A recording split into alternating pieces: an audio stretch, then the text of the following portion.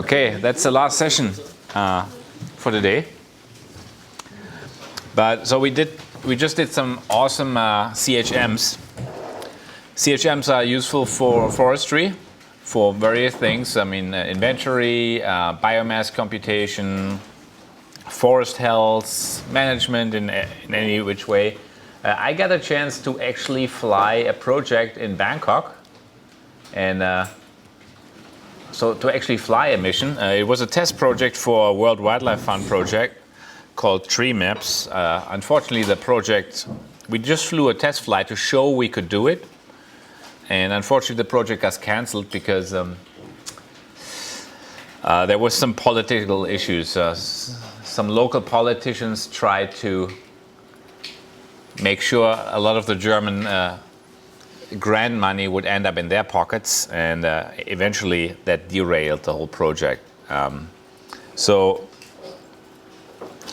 let me. Why is it so big? Strange. So this is the aircraft. It's in Bangkok's Don Mueang Airport. And the LiDAR, I talked a lot about the LiDAR system, and here you actually see one. And right here, that's where the LiDAR is. And if we look from the bottom, you see that's the LiDAR with a 60-degree view, 30 degrees in each direction. And it's a rotating polygon. It's a Regal scanner.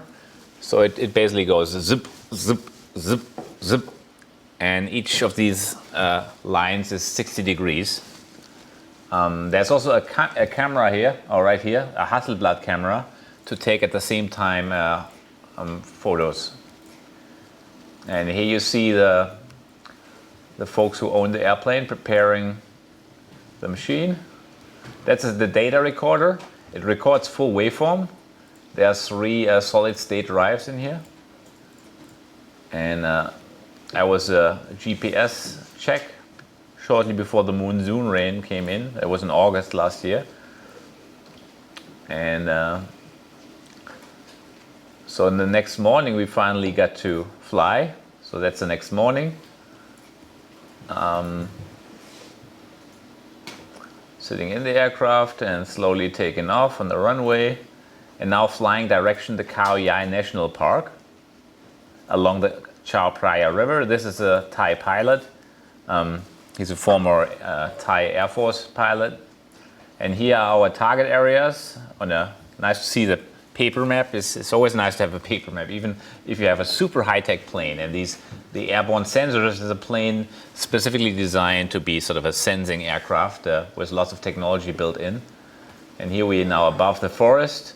This is Khao Yai National Forest, 45 meters high. That's where the canopy is, and it's super dense.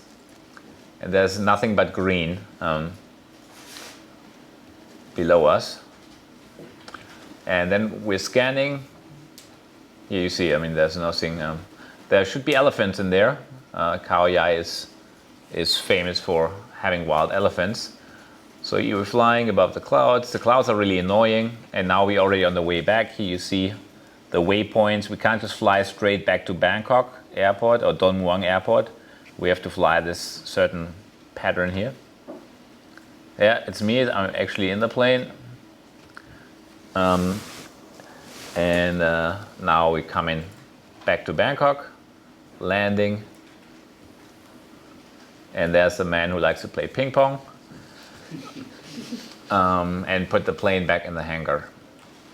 And then afterwards, we went upstairs and started LiDAR processing. First with the right process, we extracted the returns from the full waveform data. And then I did a ground extraction, and I created the CHM, and I overlaid it in Google Earth, just sort of a first image to see, because for them it was overall a very new thing to do. We hadn't done processing like this before. And here you see an example. This is the Google Earth imagery of the dense canopy. This is the first returns, the DSMs. And we were wondering, the experiment was, can the laser penetrate? Can the laser penetrate 45 meters of canopy all the way to the ground, get the ground returns so we can actually compute the CHM? And yes, we could. So it was quite a low penetration. I've never seen such a low penetration before in the forest. From 8 million points, I only had 200,000 on the ground. But it was enough to generate a reasonable height model.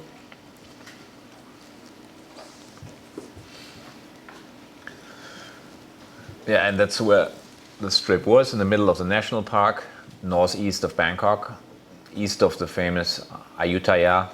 You may have seen the Bon Jovi, or was it? I think Bon Jovi has a video he shot in front of these three stupas in Ayutthaya. And yeah, there are elephants, and sometimes they walk right into your scanner, and what can you do? Okay, we didn't scan that. This is a terrestrial scan. It is a real wild elephant.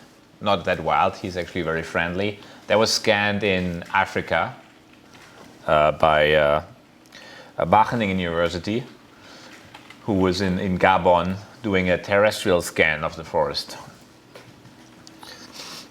Okay, that's just a little, aside, how a mission could look like when you go and fly to capture vegetation.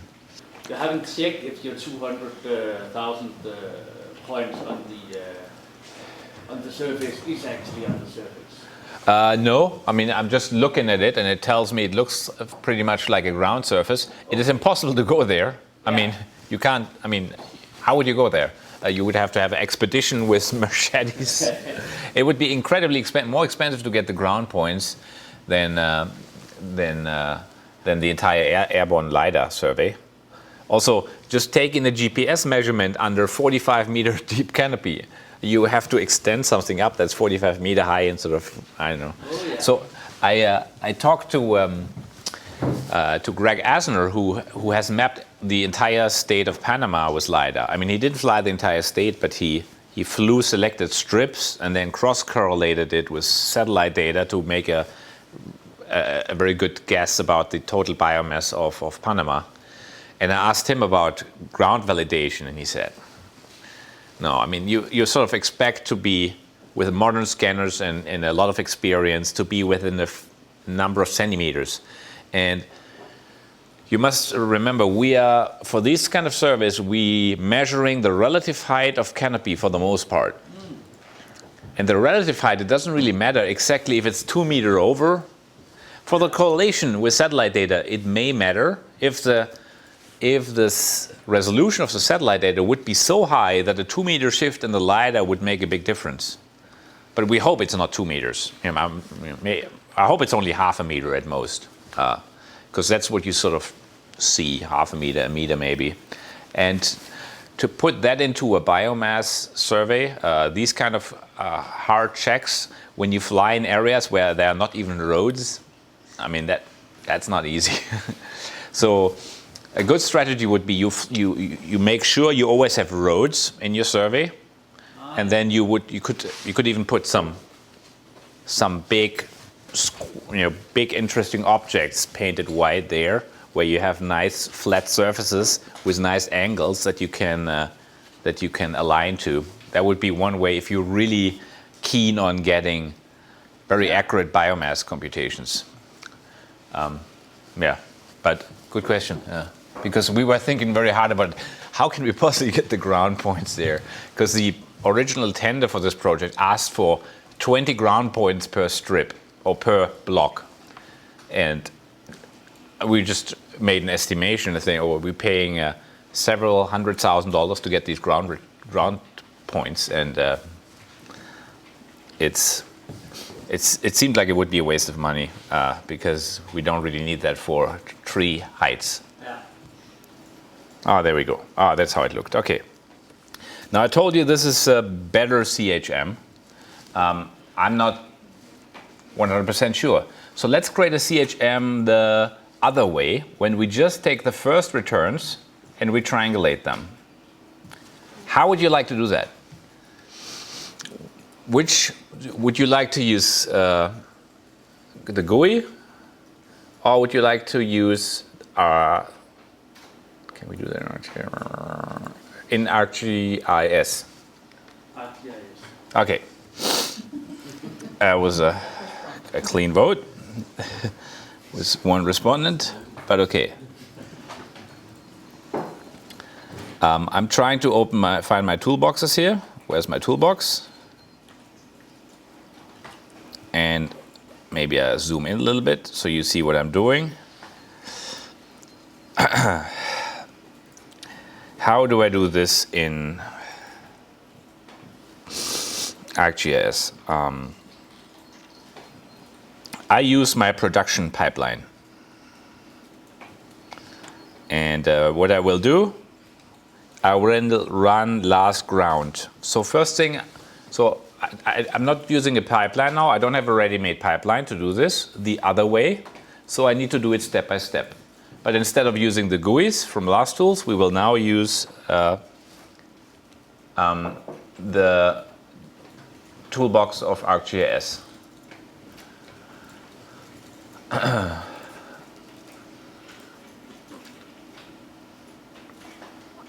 And we will have to use some trickery to actually do this. So as an input folder, we start like before with the strips raw.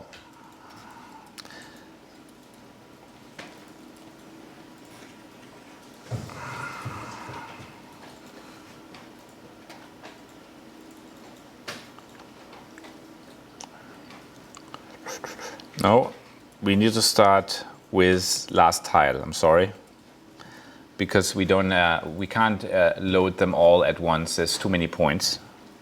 So I already used this. Oops, no, the chance of being here to create a new folder. Tiles raw, and I will create. It's basically the same workflow as if you use the GUIs. Tiles ground. And then one more, and that's tiles normalized.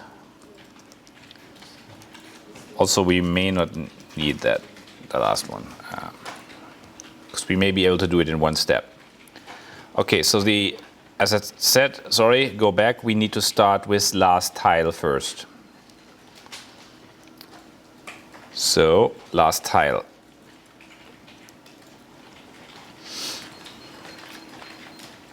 Input folder, strips raw, add. The wildcard is correct, tile size, buffer, looks good. Well, maybe let's use like we did before, 35 meters, or if we use 50 meters, I forgot. I think 50 is what we used. The output format, the tile base name, let's call it Fitch, then they're all gonna be called,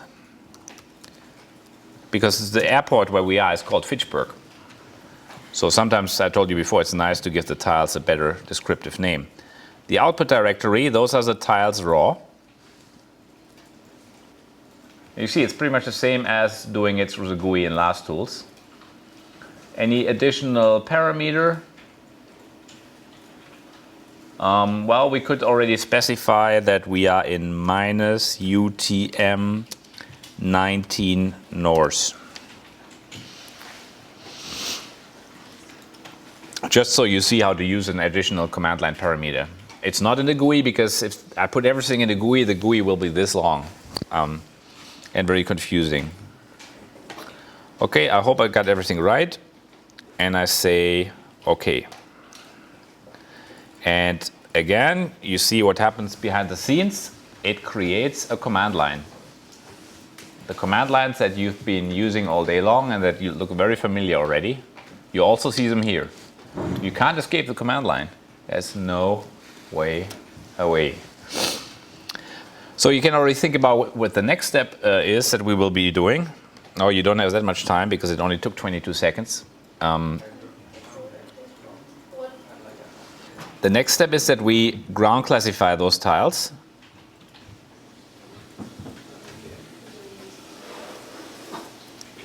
With last ground pro from the LasTools professional production folder.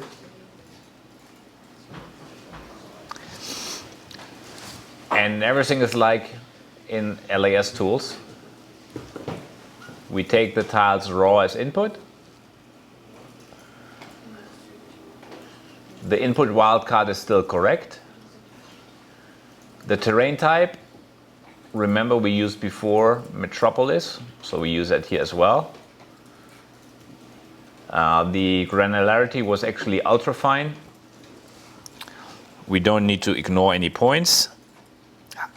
Oh, and that's wonderful. We don't have to do the next step because we can do the same in one step. We can directly create normalized output by replacing the elevations with the Z values. There's a flag for that. So after we compute the ground points, we instantly, when we output, we don't output the original elevations. We replace the Zs with the elevation above the ground, with the height above the ground. That means we are saving one step. And again, this is only available in licensed LasTools. So if you don't have a license, you have to do las height separately. I mean, it's no big deal, but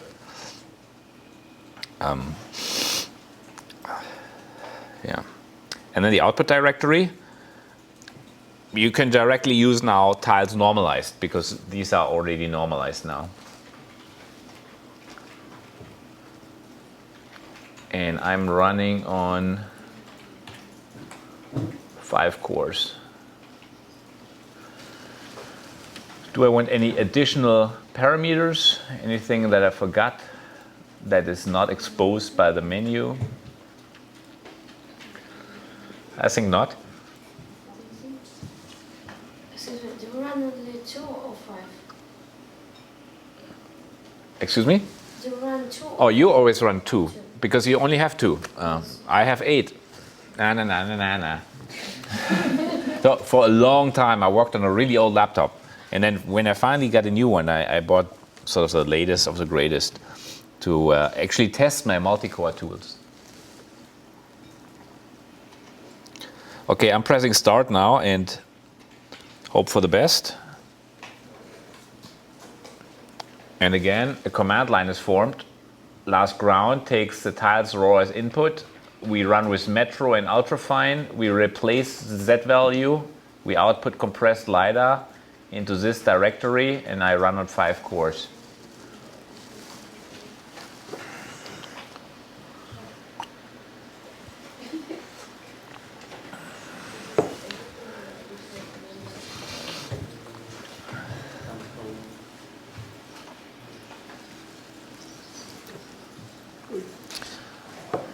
So, and then we basically get into the same step that the other script, it did all that also, but it did all that in one step and then deleted all the files in the end.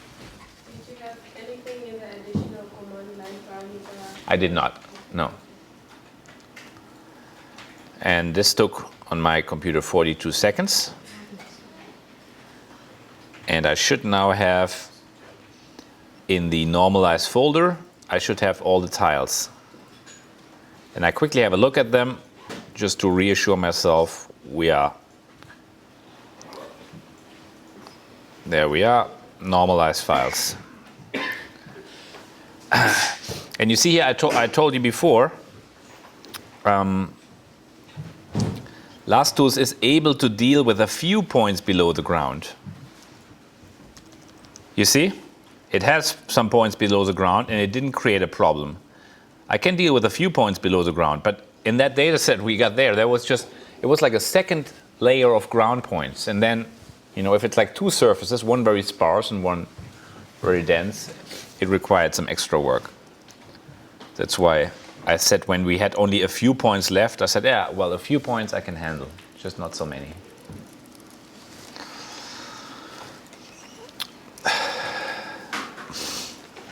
Okay, and now we do the step that creates a CHM by interpolating all first return points after height normalization. And that is sort of the usual way a CHM, one of the usual ways a CHM is created.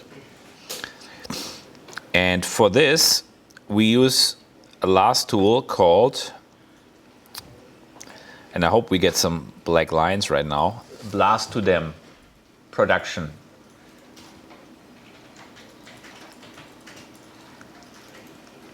And important now, it will be to merge the input into one file. And of course, we need to specify the input. So the input is the normalized tiles. Ah, damn it. I'm forgetting one step here. I'm forgetting the step of removing the buffers. Because if I merge them all into one without removing the buffers, I get the buffers twice in that file. So that's not good. Okay, let's go back. I claim the opposite. Let's use LasToDem, because LasToDem can remove the buffers on the fly. We just create multiple outputs then. Oh, here's LasToDem production.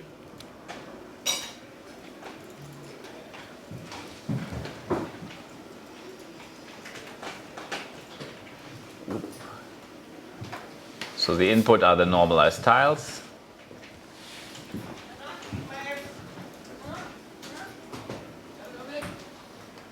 We render elevation, actual values, and now there should be a filter somewhere. Which point do we want to triangulate? All points, last return only, and the very last option is first return only. So we only want to triangulate the first returns, the ones that hopefully hit the canopy at the very top. And here again, we have used tile bounding box. Using the tile bounding box assures that we don't have the buffer twice. We actually throw away the buffer. Remember, we did that before as well. The output format is TIFF, and the output directory, oh, we don't have that yet. So, because last time we created a single CHM, now we create many small CHMs that we have to put together later. So, tiles CHM. Oh, I did have that already. Wait a minute. Now I have it twice and it works? How can this be? How can this be? How can this be? Okay, let's call it CHM raster. That's really strange. How could this be? No idea. You have a space in the end of one of them. No.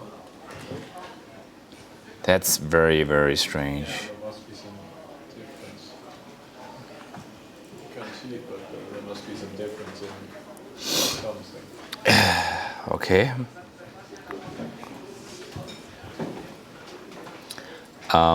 And I'm running on 4 cores. Important part is first return only. Elevation, actual values. Everything is left unchanged. Normalized. This is the input unchanged. So the only thing I changed was the input directory. I decided to only triangulate the first returns. This is how I get the CHM. And then I put the output into this directory in TIFF format. And the bounding box. Oh, whoa, whoa, very important. Use the tile bounding box. We can check our command line even here. You know, here's the first return only. Oh, that's important. The use tiling box. Oops. And it's done. So why did we do this? Well, we wanted to compare the one CHM we generated one way with the CHM we generate this other way. The one was with all the partial CHMs and the complicated way. And this one we think will have more, and with splatting the points and so on. And this one will just be the normal way of interpolating the first returns after normalization. So the output should be in the CHM raster folder. That is. Now, I'm very confused now. Tile CHM raster. This folder already has something in it. You just run the command. So of course it doesn't. Yeah, but it has a density in it. As inputs, was it the ground or the normalized? It has a density, like it's like I renamed the folder. Did I maybe rename the quality folder? It looks like it. For some reason, there are all these other things in here. Right. I think I renamed the quality folder somehow. I don't know how I did that, but I used, I did it through the ArcGIS interface, so who knows what I did. Yes, let's play mystery. Kick him when they're down.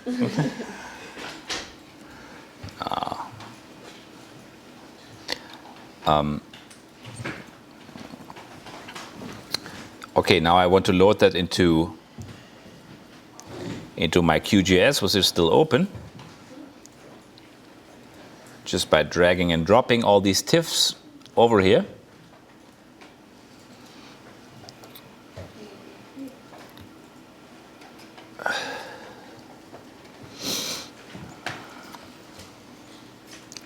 And now I would like to... Did I do that before? Merge them into one? Raster? Ha, yeah, I get that. Wisconsin? Oops. Raster, miscellaneous. Sounds like choose the Use visible layers for input. And then output file. C18 as well. Oh, okay. Use, okay, You do about click the net. cancel. Choose input directory instead of Okay, I just make this away for the time being. Let me zoom in so you can see it better. As I was told to go to raster and then to the miscellaneous, now I don't even know anymore how to say it. Use visible for input, output file, select. Okay. Hello again. Very bad naming I'm doing here. Don't do that in practice. Okay. Is that it? Okay. Okay. Close. And now I disable these other ones, right?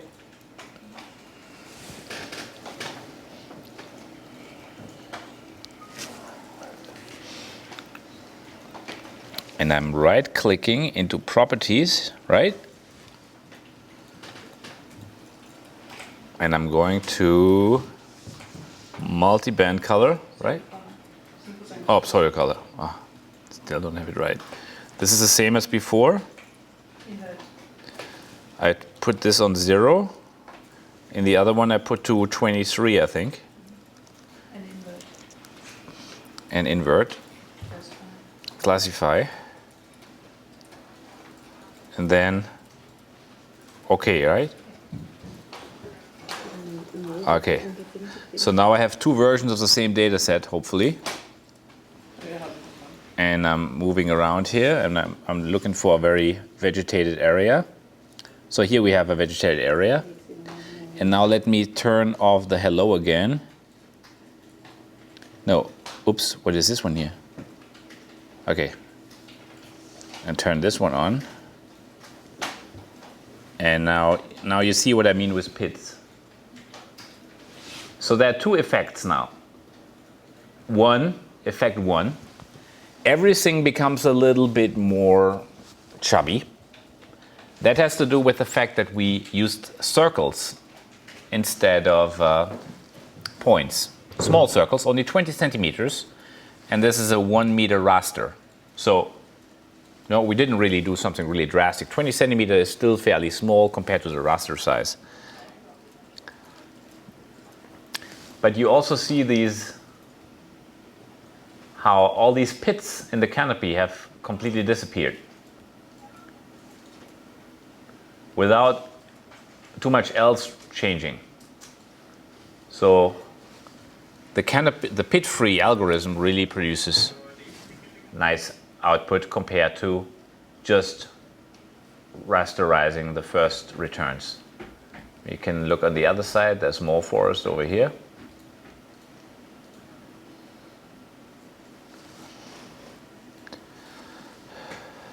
Oops, not this one.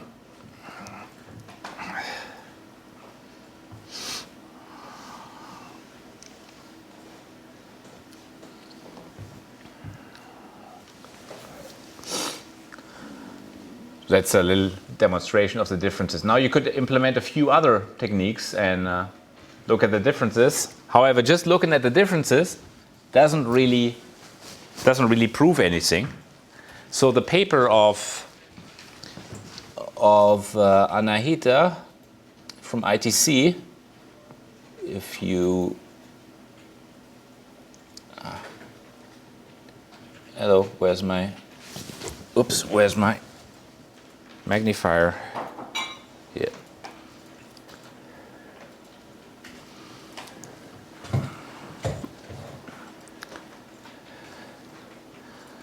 Regal canopy pit free. I know Regal put it online somewhere because they really liked it. So there is this paper actually here, which nicely describes the method without being a journal paper. That's just an extended abstract, so it's easy to read. It mainly describes the method, and we basically use the height normalized LiDAR points and create these different CHMs, and in the end we merge them into a pit-free CHM. And the important part is we use only certain points to create it. And I wonder if there's the image in here. Yeah. And here you see a nice differences. So this is sort of the standard CHM on a very high resolution model. And then you see here how the structures of the tree, it sort of, looks maybe like the tree has snow on it, a little bit. And there's also the implementation in pseudocode. This is actually the script that implements that. That's it. Assuming you have already height normalized LiDAR. So you would have to add that step, but that step is peanuts at this point after 2 days of. And there's also the poster. So this is all points getting triangulated. And you see how often the LiDAR goes really deep into the tree. You see in the middle of the point, you see some green points, which is really low. So when you create a CHM of the triangulation, you get this. But now we cut away all points which are low. We're looking from top on down on the tree. And so the points on the ground are all gone. And now we're rastering this, but we're creating holes whenever there are big triangles. And that's the triangle eater, the triangle monster eating all the big triangles. These are big triangles, so it doesn't generate anything. Between two trees, you have big triangles, so you don't want to raster them, otherwise you would create a layer between the trees at the height of 2 meters or higher. And then we do the same thing again at 5 meters. And you see that more and more points are disappearing. We do the same at 10 meters.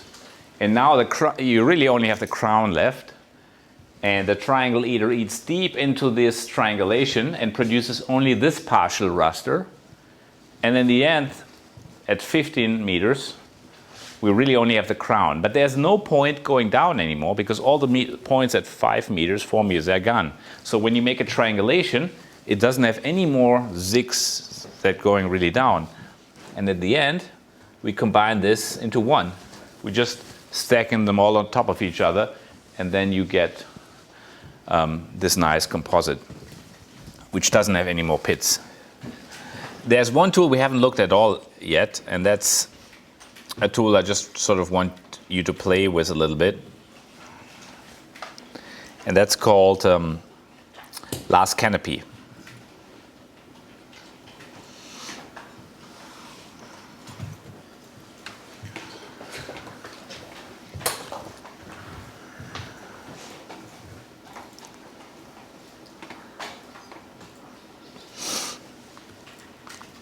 So it can be useful to, so I don't really know a whole lot about all these metrics because I'm not really a forestry person. I just do what the forestry persons tell me to implement. I once was invited as a keynote speaker in 2012 to Sylvie Laser in Vancouver, and it came really out of the nowhere. Like, I mean, I work with LiDAR, but forestry people? And they said, why are you even inviting me? I said, oh, we all use your tools, but nobody of us knows you. So we would like you to come and, present yourself and maybe what you're doing and why you're doing this. And so I thought, what am I going to do? I'm going to show up there and, I will not know anybody and nobody will probably know me. So I thought, oh, I'll bring them a present. I make them a tool that solves some of their problems. So I asked one of the two foresters I had emailed with before. Maybe you know Andy Hudak from, he's in the Rocky Mountain Research Center in, I think in Moscow, but in Moscow, the other Moscow. There's a Moscow in the US somewhere. And he said, he gave me some ideas.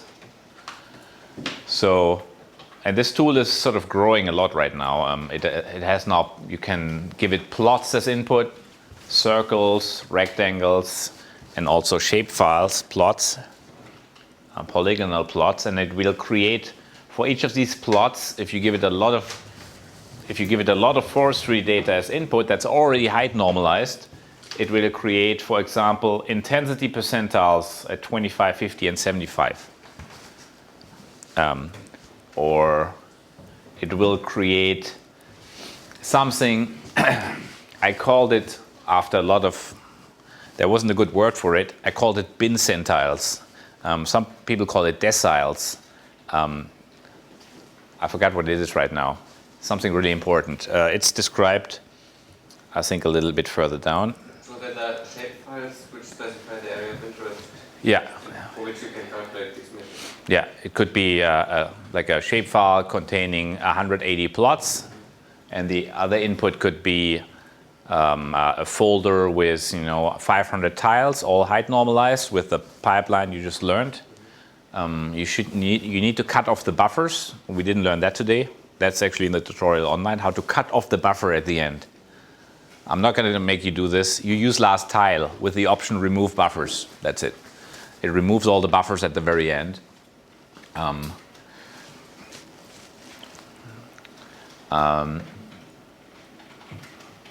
It can produce the canopy cover. You just give it option cover.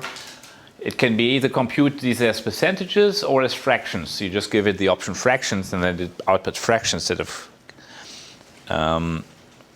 I think it can compute counts. If you want to count how many points are there in every plot cell, and usually plot cells are either plots you specify in a shapefile, or you just say, my plots are 10 by 10 meters. Then it looks in every 10 by 10 meters and creates a raster. How many points are there between 5 meter and 2 meters, between 2 meter and 4 meter, 4 meter and 10 meter, and 10 meter and 50 meters? It will automatically output all these counts. And oh, there's a typo. Then I have these intensities, and they need to be height normalized. And then there's lots of examples how to use them. This is a typical percentile computation, a height percentile. You calculate, in each plot, you sort all the heights by increasing height, and then you look what is the at 80% highest height. These are then used for all kind of, I don't know what, but they seem to be used a lot. Yeah? Are there other statistics available too? Like just mean or maximum? Oh yeah.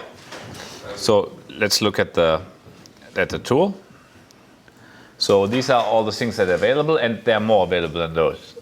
So the standard ones are min, max, average, standard deviation, skewness, kurtosis, and then a canopy cover. And then you can also get the gap. That's like the canopy gap fraction. Well, it's not a fraction till you have a fraction. Right now it's a canopy gap percentage, and now it's a canopy gap fraction. You can use fraction or percentages. There are counts and densities. Here are the percentiles, and you can combine them, however you want to. And if you now just look at the command line it generates, I'm just saying run without having an input. So this is how you specify which products you want. I want the maximum, the average, the standard deviation, the percentiles, the 50 and 95. I want the coverage, but I want the gap, so it's the one minus the coverage. If you made a mistake, you put it away. And I also want the intensity, and that's not in the menu yet, percentile at 50 and 95, or at 50, at 75 and 90, whatever. I want there's something called quadratic average. That's also new, that's described in the README only because the menus just have limited space. And I think one or two more. How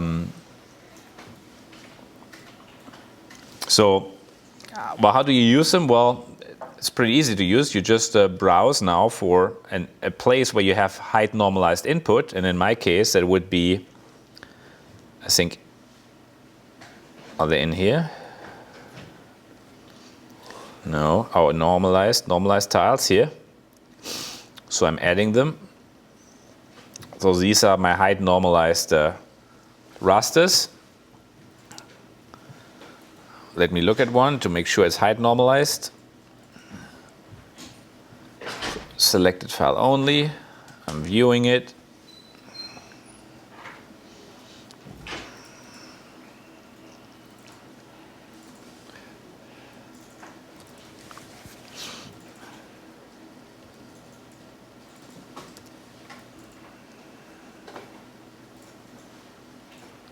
Yes, that's height normalized.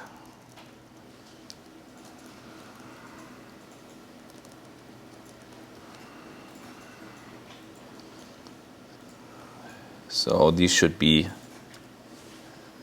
0 height, the ground points. Yes, -0, that's okay. And all the other points should be numbers above the ground. 22 meters, 23 meters, 25 meters. Okay. So I have these height normalized inputs. And then I can just say, apparently I need to use the tile bounding boxes because I have overlaps. And I can now say the pixel size I want to use, 20 by 20 meter plots, for example, and then I basically create rasters where every plot is 20 by 20 meters. So if I have 1 kilometer by 1 kilometer, I get a 50 by 50 raster as output, where every pixel corresponds to a 20 by 20 meter plot, where I have generated all these outputs.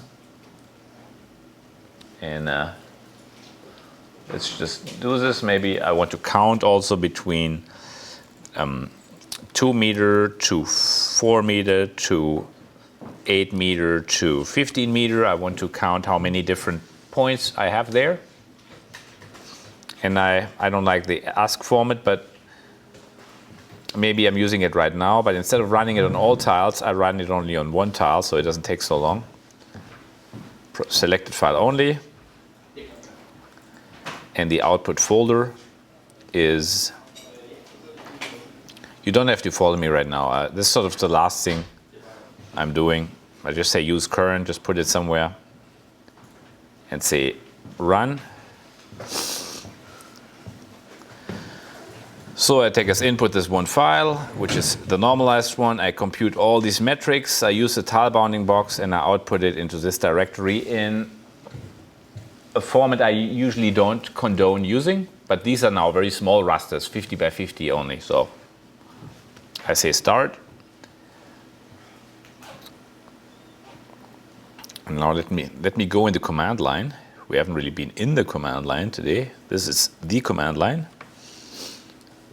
I'm going into the directory now. LasTools.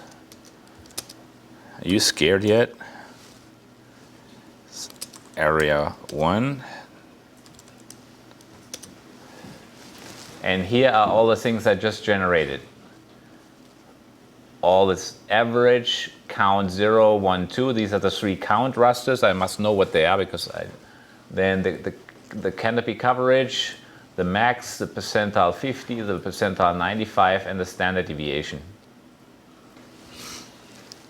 One thing you probably didn't know, when I run last view, and because I didn't tell you, and I take, for example, the average as input, but that's now an ask. You say, hey, why are you using an ask as input? Because I can. You can also load rasters.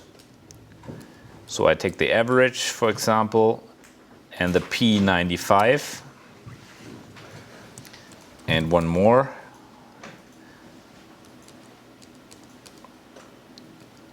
Maybe the P50. I take all those as input, and I do a little trick. I say files are flight lines. Then they all get a different color. And then I'm looking at what I created. So I just computed these rasters. And I don't really know where I am. It looks like there's a building in there. You know, that's not really a forest. It's an airport area. And you see I have loaded them as if they were LiDAR points, but they're on a grid now, of course. And I have loaded 3 different ones. 0 with 0, 1, 2, or by going in here and saying color by render only flight line 0. That's the first one I generated. The first one would be the average. So that's the average raster. Wow, why is this average here so high? I don't know. Hope it's not a bug. Now I'm looking at render only. The second one, that was the 95% percentile. Well, that's also very high. It looks like that's just something very high at this point. Remember, each point is a 20 by 20 meter area. And then I could, for example, go to the last one. I could compare now the average, which is 0, to the 50 percentile. So average 0, I put a triangulation through it. And now I compare it to the 50%. And you see that the percentile at 50% and the average is not always the same. Just like the average income in the US and the median income is not the same at all. Average and median. 50% is the median. So, the median is, people make 30,000 US dollars. The average, people make 200,000 US dollar. But that's because some people make $20 billion. So the average is high. And if I show the 95 percentile, we are the 95 percentile. Occupy the forest. Just getting delirious now at this point after 2 days of teaching. And then you can play around with it again. You can hang drop lines from it. Oops. Why are there not drop lines? Drop lines, 10 meters. And then you can sort of see how high the 95 percentile is above the average, for example. But you see, I can very quickly generate all these forestry metrics I just did it on one tile now, but you can do it on entire folders of files very quickly, and intensity metrics work as well. So much about Last Canopy. I just want you to know it's there because you are foresters, and forestry people use that all the time. I haven't shown you how to do it with plots and so on. This is something I actually just added based on demand of a client in Australia. This whole thing with a shapefile and so on, that you can have a large amount of LiDAR as input and just a file containing a few plots, and you only compute these metrics for the plots and not for large rasters with 20 by 20 meter step size.